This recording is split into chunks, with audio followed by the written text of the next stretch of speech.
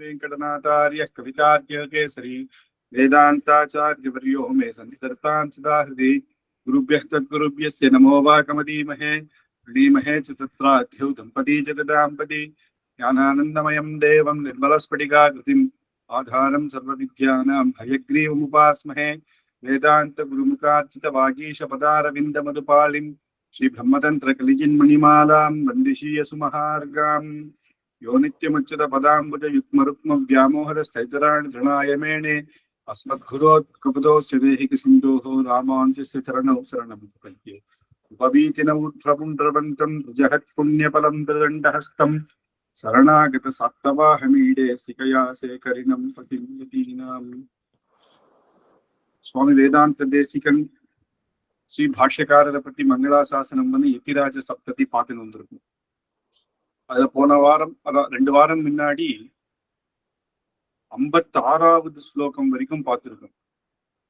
நிராலோகே லோகே அப்படின்றது வரைக்கும். அதுல நம்ம என்ன சொன்னோம் அப்படின்னா, இப்பேற்பட்ட ஸ்ரீ பாஷ்யக்காரருடைய அனுகிரகம் இல்லை அப்படின்னா இப்பேற்பட்ட நமக்கு இந்த நாளைக்கு நம்ம இந்த மதத்திலேயே இருந்திருக்க மாட்டோம், வேற எப்படியோ ஏதோ மாதிரி இருப்போம் அப்படின்னு. ஒரே நிமிஷம்.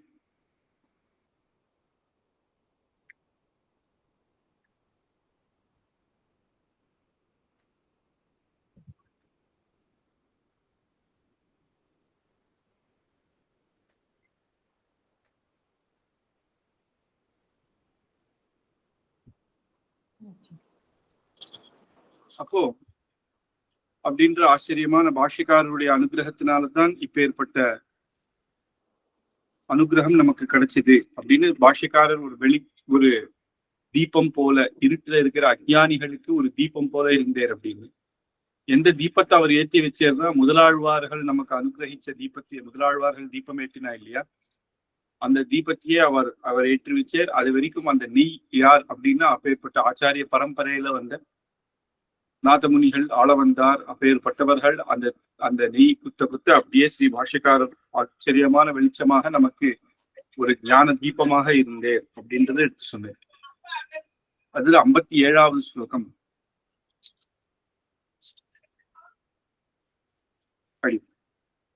யதிக்ஷ்மாப்ருத்ருஷ்டம் மதிமிஹ நவீனம் ததபி கிம் ததः ப்ராகேவான்யத்வத் ததபி கிம் வர்ணநிகஷே நிசாம்யந்தாம் யத்வா நிஜமத திரஸ்கார விகயாத் நிராதங்காஷ்டம் கத்ரமிட குஹதேவ பிரபுதயஹ. இப்போ ஒரு சந்தேகம் வருது. ஸ்ரீ பாஷ்யக்காரர் அவதரிச்சு இப்ப 1000 வருஷம் நம்ம கொண்டாடினோம் இல்லையா, 1000 சொச்சம் வருஷம் தான். அப்போ இந்த விசிஷ்டாத்வைத மதம் ஸ்ரீ பாஷ்யக்காரராலே ஸ்தாபனம் பண்ணப்பட்டது அப்படின்னா இது ஒரு நவீன மதமாக ஆயிடுது. இதுக்கு முன்னாடி இருக்க சாங்கிய யோக மதங்கள், அத்வைத மதங்கள்லாம் பல முன்னாடியே அது பிராச்சீனமான மதங்கள் ஆயிடுது. அப்போ சில பேர் என்ன தோஷம் சொல்றாங்கன்னா, இது நவீன மதம், புதுசா ஏற்பட்ட மதம் தானே, அதனால இது தோஷம், இது ஏத்துக்கிறதாக இல்லை அப்படிங்கிற மாதிரி. ஆனா அதுக்குதான் சுவாமி தேசிகன் சொல்றேன், இது ஸ்ரீ பாஷ்யக்காரர் ஸ்தாபனம் பண்ணு அப்படின்னா பிரம்மசூத்திரத்துக்கு விசிஷ்டாத்வைத்த பரமாக வியாக்கியானம் பண்ணு. அப்ப இந்த விசிஷ்டாத்வைத்த மதம் அப்படின்னு பாஷ்யக்காரர் அப்ப சமயத்துலதான் ஏற்பட்டதுன்னு இல்லை, அது பிராச்சீனமாகவே இருந்தது. அந்த விசிஷ்டாத்வைத்த மதத்தினுடைய தத்துவங்கள், 3 தத்துவம், சித் அச்சித் ஈஸ்வரன், இப்பேற்பட்ட தத்துவாதிகள்லாம் அந்த காலத்திலேயே, அதுதான் பாதராயணருடைய. அது மட்டும் இல்லாம திரமிட குஹதேவ பிரபுத்திபிகி அப்படின்னு திரவிடர், குஹதேவர், பாதராயணர், இத்தனை பேருடைய அவளுடைய இது சம்மதம், இது ஏற்றது. அப்ப ரிஷிகள் அவள் ஏற்றதுதான். அதுதான் சுவாமி ஸ்ரீ பாஷ்யக்காரர் பிரமாணத்தோடு இதை ப்ரூவ் பண்றது. அப்படின்னா ஒரு சூத்திரத்தை எடுத்து பெரியோர்கள் சொன்ன விதமா பிரமாணத்துல வேதத்திலிருந்து எடுத்து அதை ஆச்சரியமாக எடுத்து காட்டுறது. அதனால இது நவீனம் அப்படின்னு சொல்லி ஒதுக்கிட முடியாது. இதுவும் பிராச்சீனமான தத்துவங்கள் தான், ரிஷிகளுடைய ஹிருதயம்தான், அதிலிருந்து வந்ததுதான் இது அப்படின்னு. இவாளே வேணாம், திரவிட குஹதேவர் பிரபுத்திவேக அப்படின்றவா அந்த ரிஷிகள் மட்டும் இல்லாம நாதமுனிகள் நம்மாழ்வாருடைய திருவாய்மொழி எடுத்தா பூர்த்தியாக விசிஷ்டாத்வைத மதம். அதனாலதானே அந்த பிரபன்னஜன கூட்டஸ்தரான நம்மாழ்வார் அப்படின்னு சொல்லுவோம். பிரபன்னஜன கூட்டஸ்தர் சரணாகதி மார்க்கத்தை எடுத்து காமிச்சவர். அதனால சரணாகதி அப்படின்னாலே நமக்கு அப்பயே நம்ம சரணாகதி பண்ணணும் அப்படின்னாலே நம்ம வேற, ஜீவன் பரமாத்மா வேறன்றது ஆயிடுது. அப்ப பரமாத்ம தத்துவம் எப்பேற்பட்டது அப்படின்றதெல்லாம் எடுத்து சொல்லிதான் நம்மாழ்வார் இதை ஸ்தாபனம் பண்ற. அதனால இது புதுசாக ஏற்பட்டது இன்னும் இல்லை.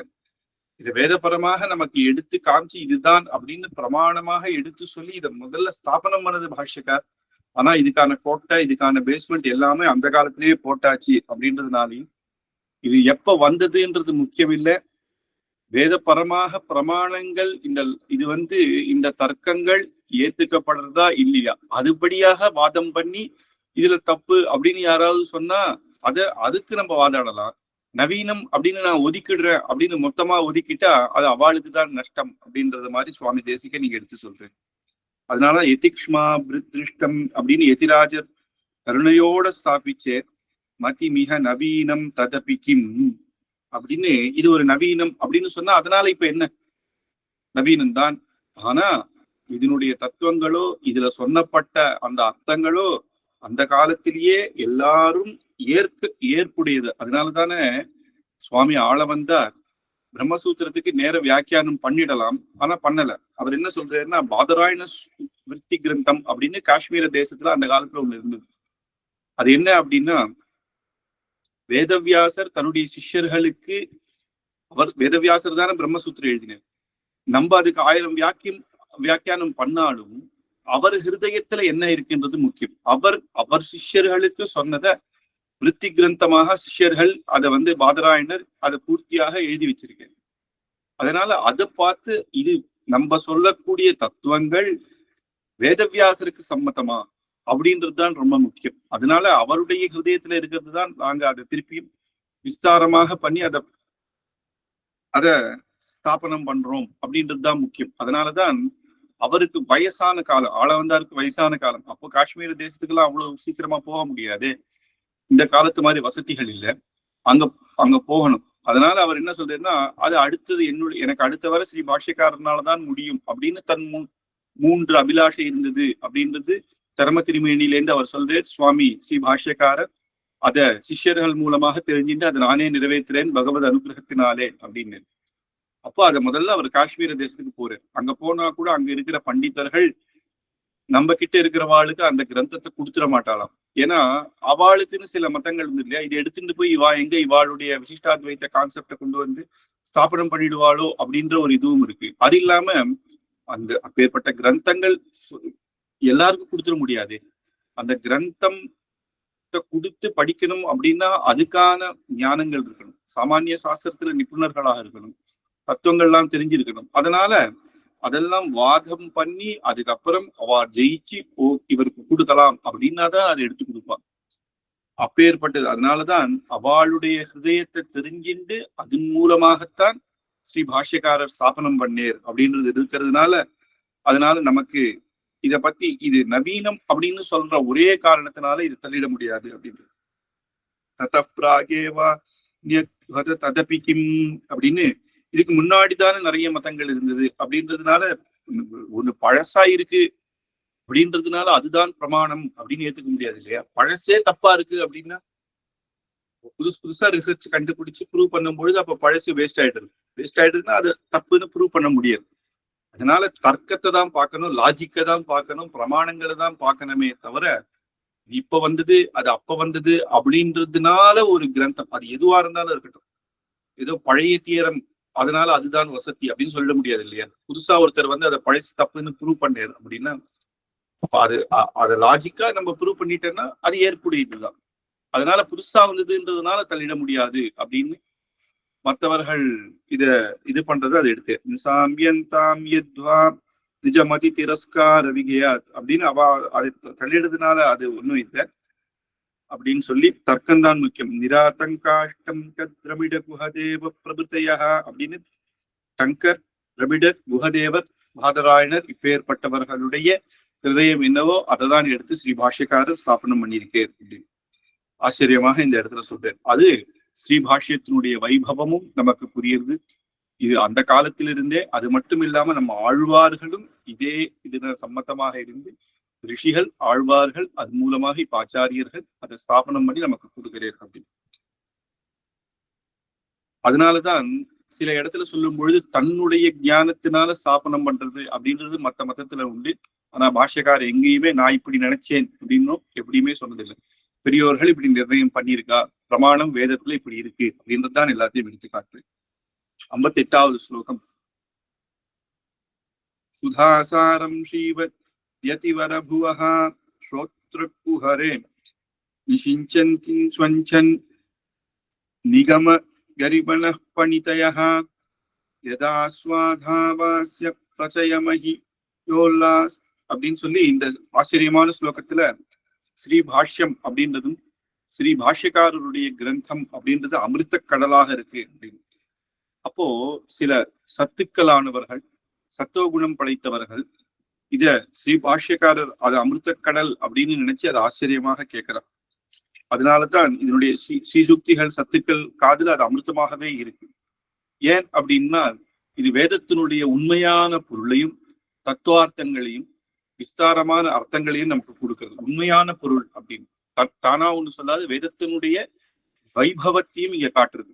அப்படின்னா வேதத்துல சொல்லப்பட்ட சாட்சாத் பகவானுடைய கல்யாண குணம் படைத்தவன் அப்படின்னும், சிருஷ்டி ஸ்திதி லயத்துக்கு அனைத்துக்கும் அவனே காரணமானவன் அப்படின்னும், சாட்சாத் பரபிரம்ம ஸ்வரூபம் என்றும், ஜீவாத்மா அவனுக்கு கைங்கரியம் பண்ணவே இருக்கு அப்படின்னும், அவனை அடைய பக்தி யோகம் சரணாகதி பண்ணணும் அப்படின்றது. அதுல முக்கியம் என்னன்னா அவன் நிர்குண பிரம்மம் இல்லை, சகுண பிரம்மம், சகல குணத்தோட கல்யாண குணத்தோட பகவான் இருக்கான் அப்படின்னு சேர்த்து அனுபவிக்கிறது தான் நம்மளுடைய சம்பிரதாயம். அதுதான் ஆச்சரியமான இது. அதனால இப்பேற்பட்ட யதாஸ்வாதாபியாச அப்படின்னு சொல்லும்போது இங்க ஆச்சரியமா இப்பேற்பட்ட அமிர்த பிரவாகம் இதை ஒரு வாட்டி கேட்டு திருப்பி திருப்பி அபியாச பிரச்சயம் அப்படின்னு அபியாசம் பண்றவா திருப்பி திருப்பி ஒரு வாட்டி கேட்டாலே அது நமக்கு ஆச்சரியமாக இருக்க இதனுடைய உள்ளர்த்தங்கள். ஏன்னா ஒரு ஸ்ரீமத் ராமாயணமே எடுத்துக்கிறோம், முதல்ல கேட்கும் பொழுது கதை நமக்கு புரியும், கொஞ்சம் கொஞ்சமாக போகும்பொழுது தத்துவங்கள் புரியும், அதனுடைய விசேஷார்த்தங்கள் புரியும். அது எப்பேற்பட்ட கிரந்தம் அப்படின்றது போக போகத்தானே நமக்கு புரியும். சின்ன வயசு, ஏன்னா அதுக்கான பக்குவம் வேணும் நமக்கு. அந்த வயசு ஆக ஆக பெரியோர்களுடைய அனுகிரகத்தினால அந்த பக்குவத்தோட தத்துவங்கள், அந்த இதெல்லாம் உள் அர்த்தங்கள் அதெல்லாம் நம்ம தெரிஞ்சுப்போம். அப்படி ஒரு வாட்டி கேட்டாலே அது அமிர்தம்னா சாப்பிட சாப்பிட சாப்பிட இன்னும் ருச்சியாக இருக்கு. திகட்டாத அமிர்தம் அமிர்தம் அப்படின்னுவாங்க. ஆறாம் அமுதே அப்படின்னு சொல்லல, ஆறாமுதல் அப்படின்னா எந்த ஒரு ஸ்வீட்டா இருந்தா கூட நிறைய ஸ்வீட் கொஞ்சம் சாப்பிட்டேன்னா திகட்டிடும். அதுக்கப்புறம் நமக்கு என்ன இப்ப சுகர் வந்துடுது.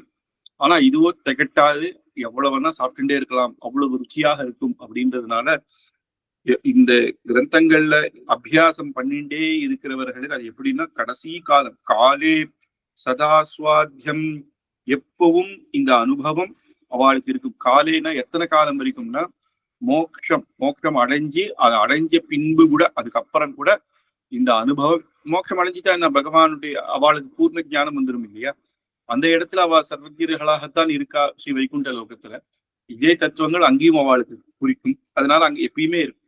அதனால இந்த மோட்சம் மரணாந்தம், அந்த மரண இதுல கூட இப்பேற்பட்ட மகா ஞானம் இருந்து அப்பேற்பட்ட பகவானுடைய கல்யாண குணங்களை நினைத்து உம்முடைய சரணத்திலேயே நீ என்ன சேர்த்துக்கணும் அப்படின்ற வரைக்கும் ததமிருத்தம் அப்படின்னு அப்பேற்பட்ட அனந்தமாக எப்பொழுதும் ஒரு வாட்டி கேட்டுட்டேன்னா திருப்பி திருப்பி கேட்கணும்னு ஆசை தூண்டி இந்த ஞானமும் அந்த வேதத்துல சொல்லப்பட்ட வைபவமும் பகவானுடைய கல்யாண குணங்களும் நம்ம ஹிருதயத்துல எப்பயுமே இருக்கும். அனந்தம், அனந்தம்னா அனாதி காலம். ஒரு வாட்டி அதுல இருந்து எப்பொழுதும் இருக்கும் அப்படின்னு சுமனஸ்தாம் நல்ல சாதுக்களுக்கு இப்பேற்பட்டதாக அமையும் அப்படின்னு ஆச்சரியமாக ஒரு அமிர்த கடலோட இந்த ஸ்ரீ பாஷ்யக்காரருடைய ஸ்ரீ சுக்திகள் நவ கிரந்தங்களும் இருக்கு அப்படின்றது இங்க ஆச்சரியமாக சொல்லுது.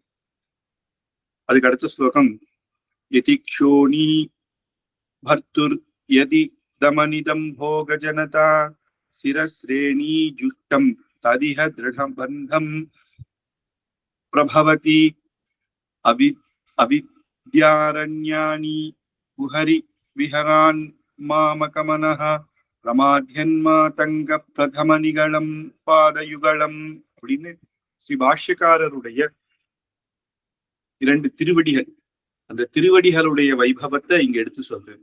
சத்துக்களானவர்கள் இந்த லௌகீகத்துல இந்த லோகத்துல இருக்க ஆசைகள் இந்த இதெல்லாம் விட்டுட்டு பகவத் ஸ்ரீ பாஷ்யக்காரருடைய திருவடியே கதி அப்படின்னு தன்னுடைய சிரசு மேல வச்சுட்டு கொண்டாடுறாளாம். அதனால எதிக்ஷோனி எதிராஜ சக்கரவர்த்தி பர்துர்யதி அப்படின்னு எடுத்து சொல்லு. எதிக்ஷோனி அப்படின்னு சொல்லும்போது எதிராஜ சக்கரவர்த்தி அப்படின்னா எதிகளுக்கெல்லாம் சக்கரவர்த்தியாக இருக்கிற எதிராஜர் அவருடைய இந்த இந்த அந்த அந்த ஒரு திருவடி சுகத்தையே தன்னுடைய சிரசுல வச்சிருப்பாளே தவிர இந்த லௌகீக சுகத்தை என்னைக்குமே அவ அதை பத்தி யோசிக்கவும் மாட்டா. அப்படிங்கிறது சிரஸ்ரேணி ஜுஷ்டம் ததிக திருடபந்தம், திருடமாக அதை தவிர வேற எதுவுமே யோசிக்க மாட்டா அப்படின்னு. ஆனா சுவாமி தேசிகன் சொல்றேன் அவர் எப்படி இருக்கார் அப்படின்னா மத யானைய போல. மத யானைன்றது என்னன்னா அவித்யாரண்யானி அரண்யம், அவித்யா அஜ்ஞானம் அப்படின்ற ஒரு இதுல இருக்கும். அப்போ அந்த மத யானை என்ன பண்றதுன்னா காட்டுல இங்கேயும் அங்கேயும் போய் எல்லா இதையும் போய் மோதும், எல்லா மரங்கள் எல்லாம் முறிக்கும். அப்படி இருந்துட்டு ஏதோ இதுதான் சந்தோஷம் அப்படின்னு நினைச்சுட்டு இந்த சந்தோஷத்திலேயே மனசு, அந்த மனசுன்றது சஞ்சலமாயிட்டே இருக்கு. அப்படி இருக்கும் பொழுது அவ என்ன பண்ணுவா, மத யானையை பிடிக்கணும் அப்படின்னா பெரிய பள்ளம் தோண்டிடுவான். பள்ளம் தோண்டிட்டு என்ன பண்ணுவான்னா மேல பூச்சியா இலை போட்டுருவா. அதுக்கு தெரியாது, அது பள்ளம்னே தெரியாது. அது நேர போய் அதுல போய் விழுந்துரும். அதுல போய் விழுந்தா அதுக்கப்புறம் செங்கிலி போட்டு கட்டிடுவான். அப்படிதான் அந்த அது யானை போல நம்மளுடைய ஹிருதயம் அங்கேயும் இங்கேயும் சுத்தும் பொழுது இப்படிதான் ஸ்ரீ பாஷ்யக்காரருடைய திருவடிதான் நமக்கு ஒரு கதி. அதுதான் நம்மளை பிடிச்சி அடக்க முடியும், நம்ம மனசை அடக்க முடியும். எப்ப நம்ம மனசை அடக்கிறோமோ அப்ப பகவானை நம்ம அடைவோம். அப்படின்னு பரமை காந்தித்துவம் அப்படின்னு பார்க்கலாம். சிவன் நாராயணன் தவிர வேற எந்த தேவத்தையும் நம்ம சேவிக்கிறது இல்லை அப்படின்னு. ஏன்னா மற்ற தேவதைகளை ஸ்ரீ பகவான் அவளுக்கு அனுகிரகம் பண்ணியிருக்கான் அப்படின்றதுல ஆட்சேபனை இல்லை. வைதிகமாக அந்தந்த தேவர்களை அந்த யாக முறையில பண்ணும் பொழுது நம்ம அவளுக்கு எந்தெந்த பூஜைகள் நமஸ்காரம் பண்றோமோ பண்றோம். ஆனா சரணாகத்தின்னு பண்ணிட்டு அந்த பகவானுக்கு கைங்கரியம் திருவாராதனம் அப்படின்னா சாட்சாத் பகவானுக்கே. அதுக்கப்புறம் என்னன்னா அப்பேற்பட்ட பகவான் திருவடியை காட்டி கொடுத்த ஆச்சாரியர்களுக்கு. அதனால ஆச்சாரியர்கள் அப்படின்னு பார்க்கும் பொழுது அப்பேற்பட்ட, அதனாலதான் நீங்க சுவாமி தேசிகர் இப்படி சொல்றாரு, ஸ்ரீ பகவத் பாஷ்யக்காரருடைய திருவடிதான் என்னுடைய மனசுன்றது மதையான போல இருக்கு அப்படின்னு சொல்லிட்டு, அப்ப எப்படி அவர் பகவத் பாஷ்யக்காரருடைய திருவடி சம்பந்தம் கிடைக்கும்? அவர் அந்த காலத்துல இல்லையே, பாஷ்யக்கார் இருக்கிற காலத்துல சுவாமி தேசிகன் இருந்திருந்தா அப்போ அப்படி சொல்லியிருக்கலாம். ஆனா ஆச்சாரிய முகமா பரம்பரையா வரும் பொழுது அந்த பரம்பரையில நம்ம வந்துட்டாலே அந்த ஆச்சாரியனை பற்றினோம் அப்படின்னு ஆயிட்டு. சுவாமி ஆள வந்தார ஸ்ரீ பாஷ்யக்காரர் நேர சேவிச்சதில்லை அப்படின்னா அவர் முதல்ல சேவிக்கும் பொழுதே அப்ப ஆள வந்தார் வைகுண்டம் அடைஞ்சாச்சு அப்படின்னா சரம திருமேனியை மட்டும்தான் சேவிக்க முடிஞ்சது.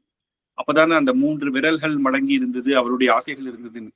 ஆனா அவர் எல்லா இடத்துலயும் பார்த்தா சுவாமி ஆளவந்தாரனுடைய அனுகிரகத்தினால்தான் இப்ப ஏற்பட்ட இதுவாக நான் இருக்கேன் அப்படிங்கிறது. நேர சேவிச்சு இல்ல, அவர்கிட்ட காலக்ஷேபம் பண்ணதில்லை, அவர்கிட்ட சமாசிரண பரநியாசதிகள் பண்ணதில்லையே அப்படின்னா கூட, ஆனா அவருடைய அனுகிரகம் எப்பயோ பெற்று அப்படி குழந்தையாக இருக்கும் போதே பாஷ்யக்கார சுவாமி ஆள வந்தார் காஞ்சிபுரத்துல சேவிச்சு தேப்பெருமாள் கிட்ட இந்த சம்பிரதாய பிரவர்த்தகராக அடுத்தது ஸ்ரீ பாஷ்யக்காரர் தான் ஆக்கணும் அப்படின்னு அன்னைக்கே சரணாகதி பண்ணியாச்சு. அதனால அன்னைக்கே ஆச்சாரிய கட்டாட்சம் அவருக்கு கிடைச்சிருச்சு.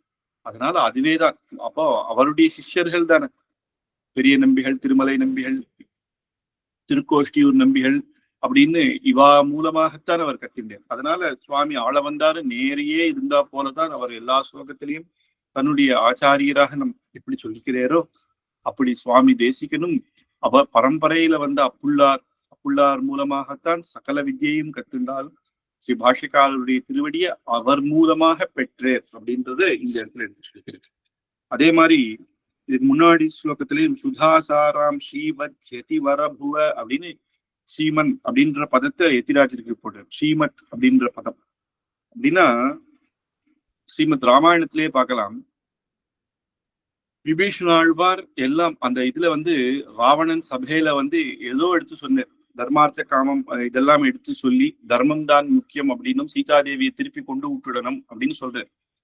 ஆனா கேட்கல, விபீஷணாழ்வார் சொன்னது கேட்காம அவன் ராவணன் திட்டான், நீ இந்த குலத்துக்கே துரோகம் பண்ணவன் அப்படின்னும் எங்கிட்ட இருந்து நீ அவருடைய புகழ பேசுறியா அப்படின்னு காலால எட்டி வச்சு நீ இங்கே கிளம்பு அப்படின்ட்டான். அப்போ வால்மீகி மகர்ஷி சொல்லும் பொழுது அந்தரிக்ஷ கத ஸ்ரீமான் அப்படிங்கிறது. அந்தரிக்ஷ கத ஸ்ரீமான் எல்லாத்தையும் விட்டுட்டானு. இப்போ விபீஷணே சொல்றேன், மித்ராணிச்ச தனானிச்ச, மித்திரம் தனன் என்னுடைய குழந்தை பிள்ளைகள் எல்லாத்தையும் விட்டு ராமா உன்னுடைய திருவடியில நான் வந்துட்டேன். எப்போ எங்க அண்ணா பக்கத்துல தர்மம் இல்லைன்னு தெரிஞ்சுக்கிட்டோ அந்த பக்கம் நான் விட்டுட்டு வந்துட்டேன் அப்படின்னு சொல்றேன். அப்ப ஒருத்தரையும் அவர் எடுத்துன்னு வரல. சரி வந்தோமே, என்னதான் இருந்தாலும் ராஜா, அவனும் ராஜாவோட தம்பின்னு அவனுக்கும் எப்பேற்பட்ட வீடுகள் கிரகங்கள் படம்லாம் இருக்கும், கொஞ்சம் எடுத்து வச்சுக்கலாமே அப்படின்னு நினைக்கல. ஒரு ஆத்த பூட்டியாவது வச்சுக்கலாம், திரும்பி ஒரு வேளை ராமர் அனுப்பிச்சுட்டேன்னா அந்த திருப்பியும் போய் எடுத்துக்கலாம் அப்படின்னு நினைச்சுக்கல. கொஞ்சம் துட்டு எடுத்து போலான்னு நினைச்சுக்கல. எதுவுமே அவன் இல்லாம, ஒண்ணுமே இல்லாம தன்னுடைய பாரியா எல்லாரையும் குழந்தைகளை கூட விட்டுட்டு சரணாகதி தான் பண்ணுவேன், தர்மம் பக்கம்தான் நான் இருப்பேன்னு வந்தான் இல்லையா?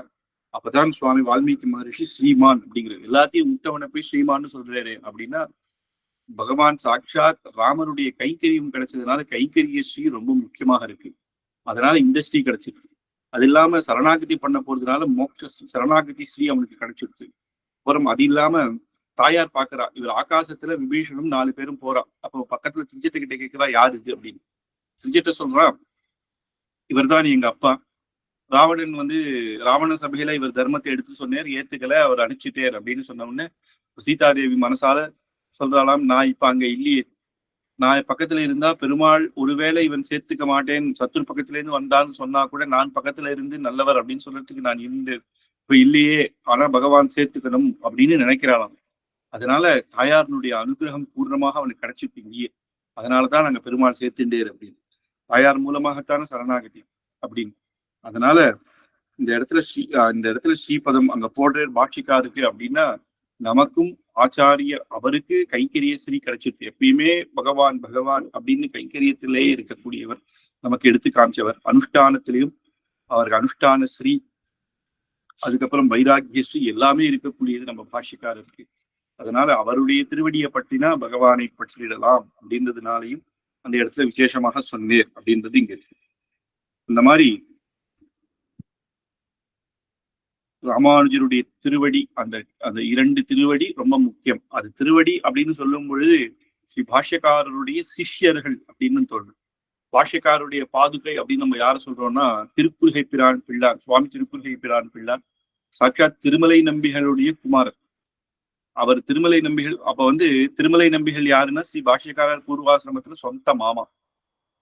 அப்போ மாமா பையன்தான்.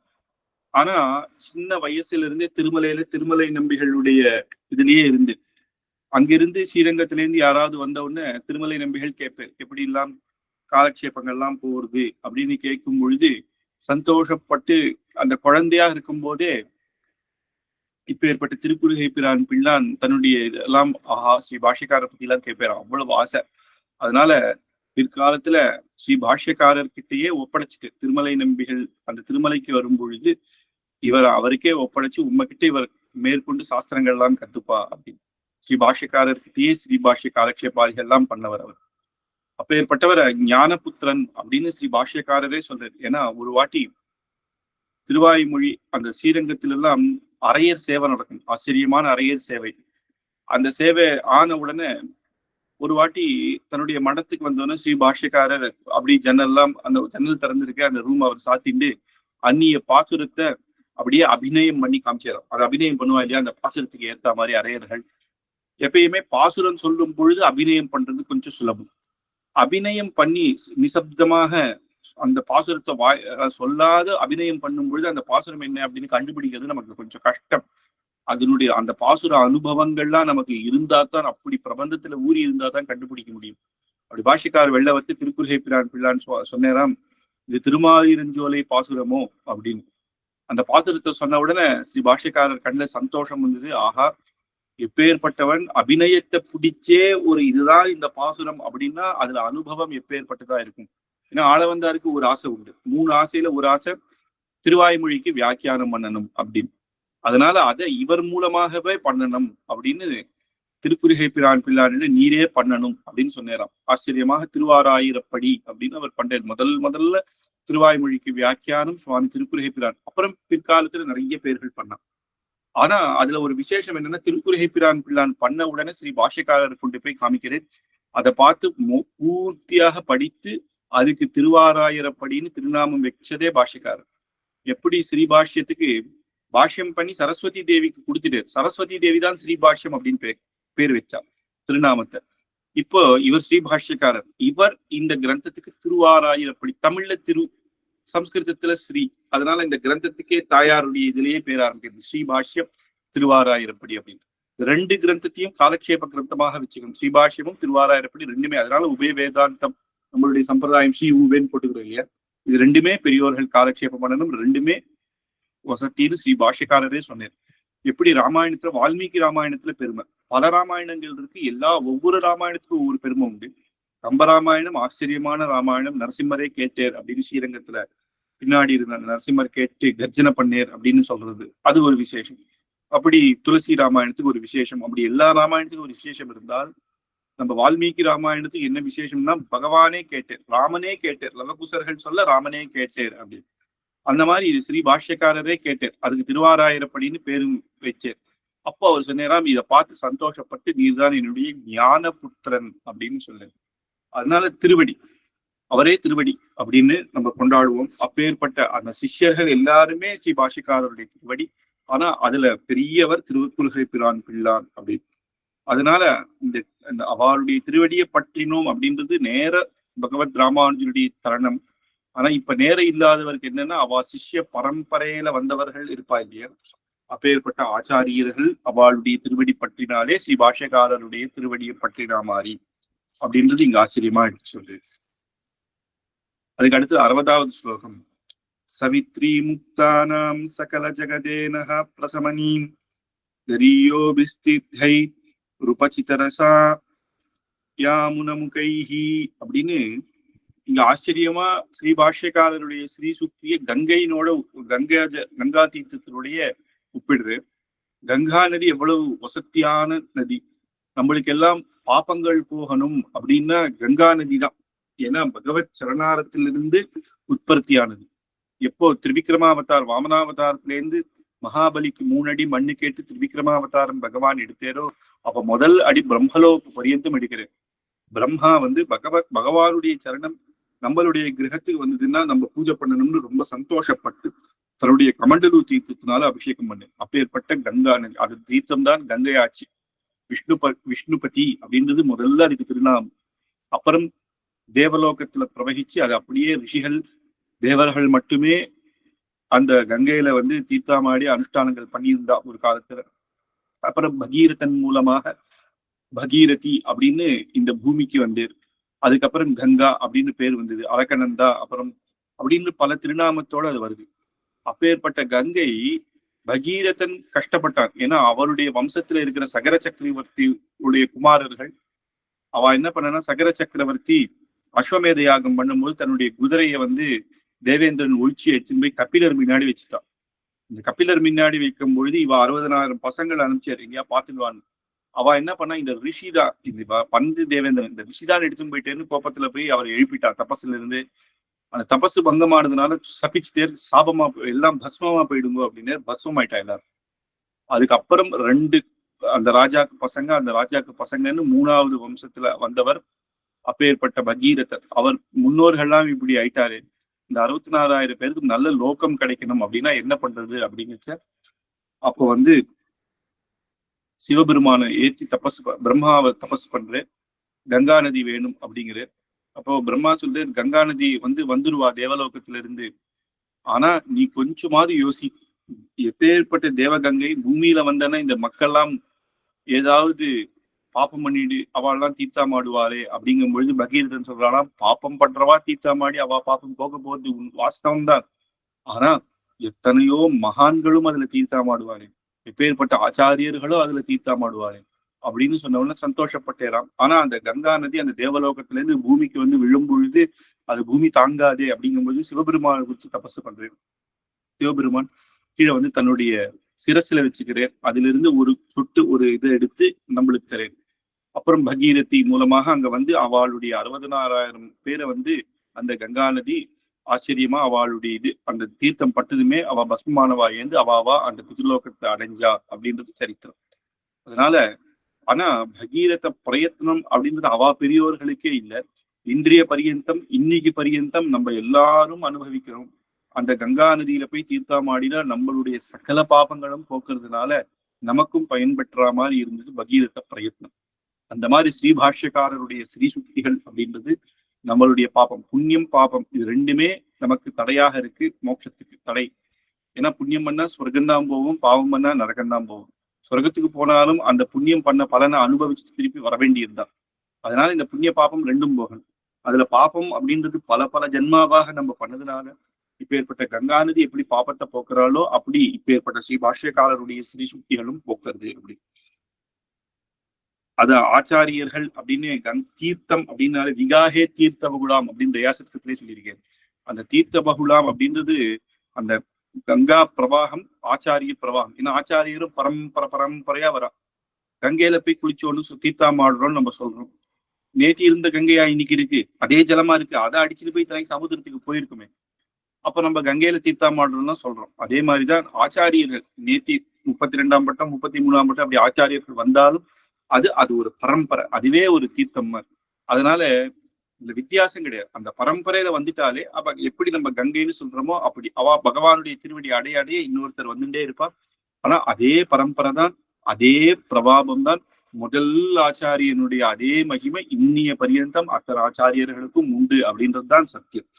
அப்படி அந்த ஆச்சாரிய பிரபாவம் அப்படின்றது அந்த ஸ்ரீ பாஷ்யக்காரருடைய ஸ்ரீ சுக்திகளை கிரந்தங்களையே மனசுல ஹிருதயத்துல வச்சு நமக்கு இன்னைக்கும் சொல்லி தந்துன்னு வந்துட்டு இருக்கா இல்லையா? அதனால இந்த கிரந்தங்கள் அப்பேற்பட்டது. அப்படின்னால கங்கே யதி ஏ ப்ரூயாத் அப்படின்னு கங்கா நதின்னு சில வாட்டி திருநாமத்தை சொன்னாலே போறோம், நம்மளுடைய பாப்பத்தெல்லாம் போக்கும். ஆழ்வார் சொல்லும் பொழுது பெரியாழ்வார் கங்கை கங்கை எனும் வாசகத்தார். கங்கையில போய் தீர்த்தாமாடணும்னே இல்லை, கங்கா நதியில போய் கங்கா அப்படின்னு இங்கிருந்தே சொன்னாலே நம்மளுடைய பாப்பத்தெல்லாம் போக்கும். அப்படி அந்த மாதிரி இருக்கு.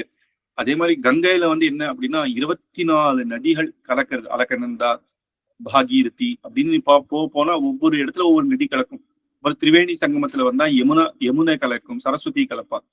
ஒவ்வொரு நதியும் கங்கையில கலக்கும் பொழுது கங்கா பிரவாகம் இன்னும் அதிகமாகவே ஆகும்.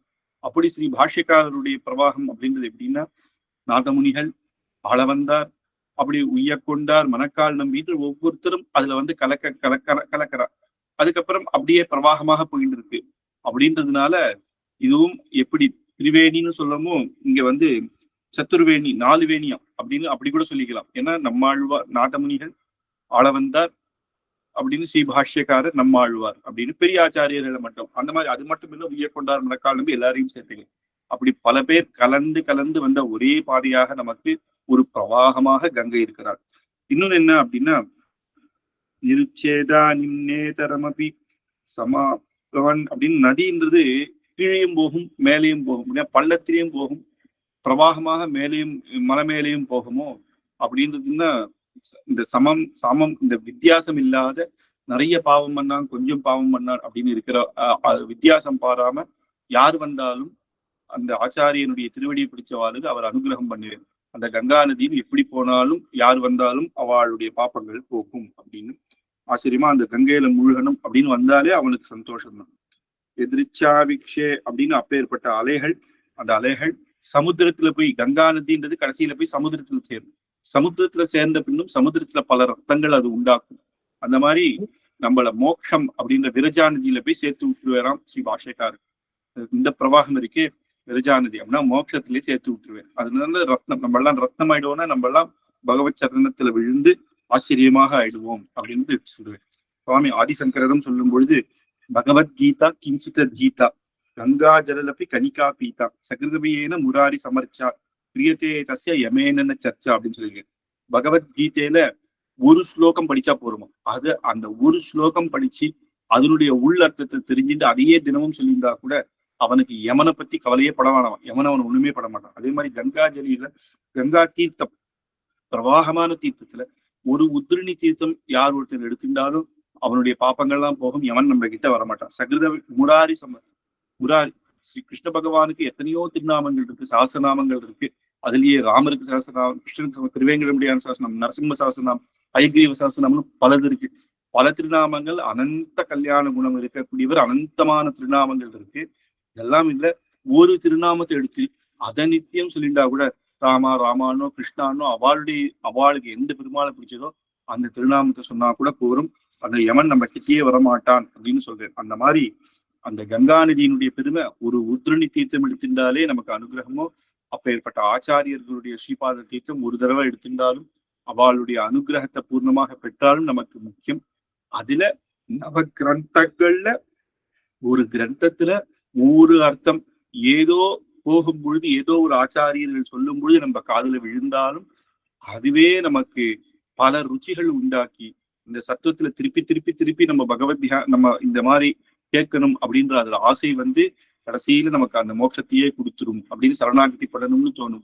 ஆச்சாரிய கட்டாட்சம் நமக்கு கிடைச்சிரும். நம்மளே ஆச்சாரியன் கிட்ட போய் நம்ம இது பண்ணுவோம். அப்படி ஒரு ஏதோ ஒண்ணு எங்கேயோ போகும் பொழுது ஒரு விஷயம் நம்ம காதுல விழுந்தாலும் அது நம்மளையே மாற்றிடும். அப்படின்றதுனால கங்கா நதியினுடைய ஒரு உதிரணிக்கு போல இப்ப ஏற்பட்ட சமம் அப்படின்னு ஒரு வார்த்தை அந்த நவ கிரந்தங்கள் அப்பேற்பட்ட கிரந்தங்கள் நமக்கு கொடுத்திருக்கே அப்படின்னு கரியோபி யாமுனமுனைகி தீர்த்தை அப்படின்னு சொல்லி அவளுக்கு இந்த தீர்த்த அந்த ஆளவந்தார் மூலமாக இந்த பிரவாகத்துல ஸ்ரீ பாஷ்யக்காரர் இப்ப ஏற்பட்டதுல நம்ம எப்ப தீர்த்தாமாடினமோ அப்படின்னா அந்த ஆச்சாரியரையே தீர்த்த பிரவாகமா சொல்றோம். அதுல மூழ்கினவர்களுக்கு நமக்கு எந்த கஷ்டமும் கிடையாது, அதுவும் புனர்ஜன்மா கிடையாது அப்படின்னு இந்த விரஜாநதி கிட்ட நம்மளை சேர்ந்து வைகுண்ட லோகத்தையே கொடுத்துரும் அப்படின்ற வரைக்கும் இன்னைக்கு பார்த்தோம். 60 ஸ்லோகம்.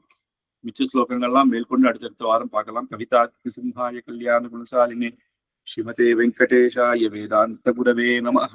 அடி.